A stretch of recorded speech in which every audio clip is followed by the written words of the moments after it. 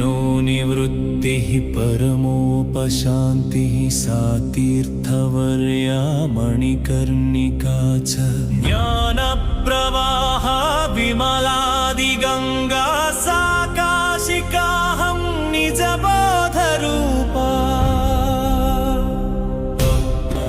यस्यामिदं कल्पितमिन्द्रजालं चराचरम् भाति मनोविलासम् सच्चित्सुखैका परमात्मरूपा सा काशिकाहं निजबोधरूपा कोशेषु पञ्चस्व